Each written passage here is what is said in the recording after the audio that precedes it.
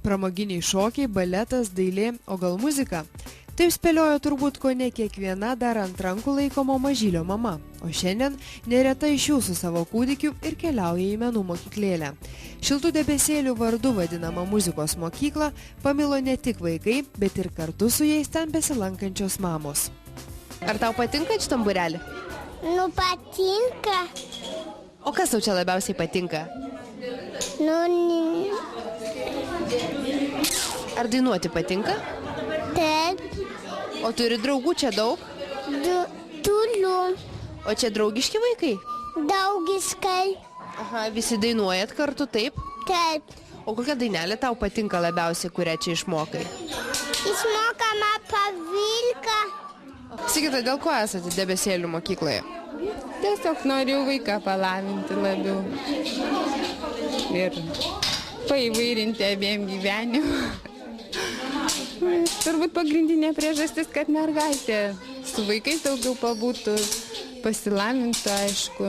Mes namie irgi daug dainuojam ir šokam, bet čia tarp vaikų. Taip. Jums yra svarbu, kad vaikas būtų muzikaliai išlavėjęs, ar ne? Nes čia jau mano trečias vaikas ir aš žinau, kad nuo to labai, kiek tu vaikui duosi, tiek jisai labai, įsišauks, paims labai daug, kiek tu jam gali duoti, jisai viską įsisamins, bet yra tokių dalykų, kurių pati viena negali visko duoti.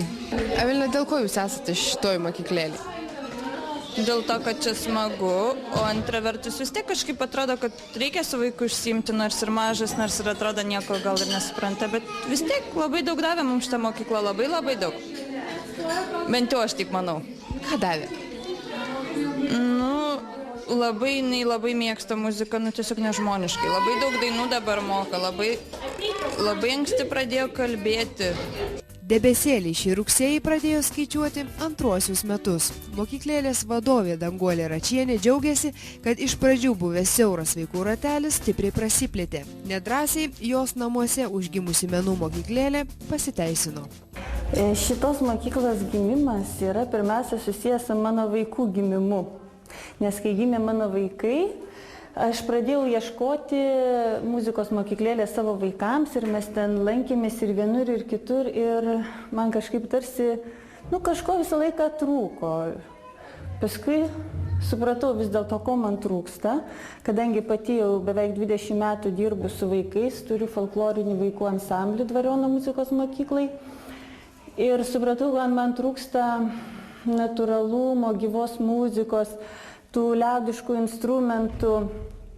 Kažkaip tai buvo jau įgrisę tie visi plasmasiniai žaislai ir tie kinietiški pianinai nederantis ir tie garsai. Ir pastebėjau, ten aišku būna pridovanoja žmonės, bet pastebėjau, kad vaikus dar labiau išerzina, kai vaikas verkia, jeigu tu jam ten pakiši kažkokį tai nenatūralų garsą, ar kažką ten pradedi barškinti, ar kažkokį tai įjungi ten kniaukiantį, ten lojantį kažkokį šunį, tai jisai dar labiau pradeda rėkti. O pastebėjau, kaip paimi kanklės, jie kažkaip labai nurimsta, labai reaguoja ir jie gali labai ilgai klausyti to garso.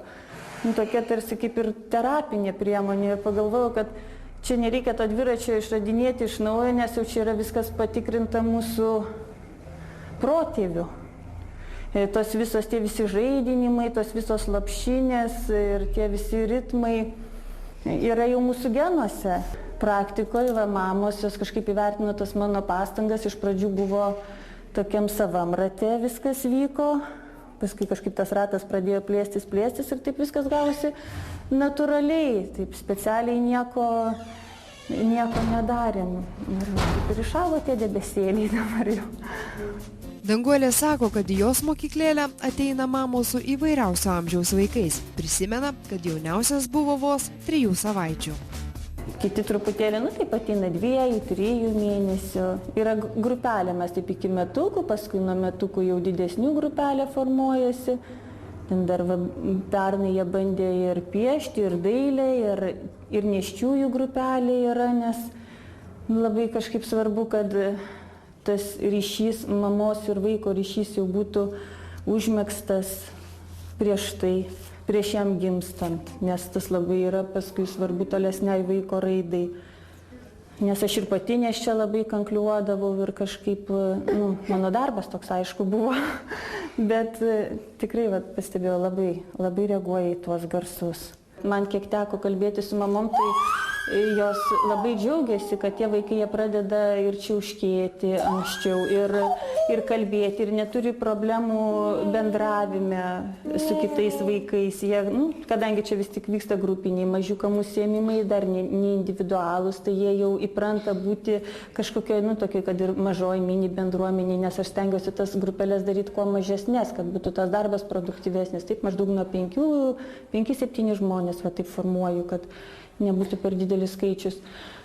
Ir mamos labai džiaugiasi, sako, kad tikrai, kad tas muzikinis lavinimas, net ir močiutės tų mamų sako, čia, kad ta muzika iš tikrųjų prisideda ir tas tikrai turi įtakos muzika, nes jinai atpalaiduoja vaikus. Aš pastebėjau pradžioj, kai susirinko praeitą rudenį vaikai, jie ateina įsitempę, būna ar tai tonusas padidėjęs, ar tai, žodžiu, muzika, gyva muzika yra energija, jinai gali atpalaiduoti, gali kaip tik ritmingesnė, džiugesnė muzika paskatinti, judėti tą vaiką. Ir aš esu įsitikinus per pirmus metus, ką tu įdėsi tą vaikelį, ten ne tiek ten fiziškai, bet ir dvasiškai, tai tas bus visam gyvenimui, išliks tam vaikui. Debesėlių vadovė sako, kad už tai, jog ši mokyklėlė gyvuoja, yra dėkinga vyrui ir savo mažųjų mokinukų mamoms, kurios skatino, o vėliau ir labai palaikė pradedant tokią veiklą, sako jų nuomonės, paisant ir dabar. Labai reaguoju ir į mamas, ir į vaikus, ir, pavyzdžiui, tie vaikai, tai jie yra ne aš jų mokytojai, bet jie mano mokytojai yra, nes jie man, aš matau, jeigu jie reaguoja tai, ką aš jiem darau, tai aš suprantu, kad tai yra gerai, kad tas jiem tinka. Ir taip pat ir muziką renkant, klausytis muzikos. Ten negalima, pavyzdžiui, ten pasakyti, kad tu būtinai ten klausykis Mozarto ar ten Vivaldžio būtinai klausykitės, jeigu mama niekad gyvenime to yra neklausiusi, tai gal jinai tegul geriau ten klausosi ir Beatlų, kažką tai tokio, kažkokios tokios muzikos, kuri jai yra artimesnė. Ir tos mamos, šiaip visos mamos, kurios ateina, tai jos priima tą, ką aš čia darau, daugiau mažiau, ir kažkaip įsijungia į tą aplinką, aišku, gal, nežinau, sakau, tas ratas plečiasi ir aš labai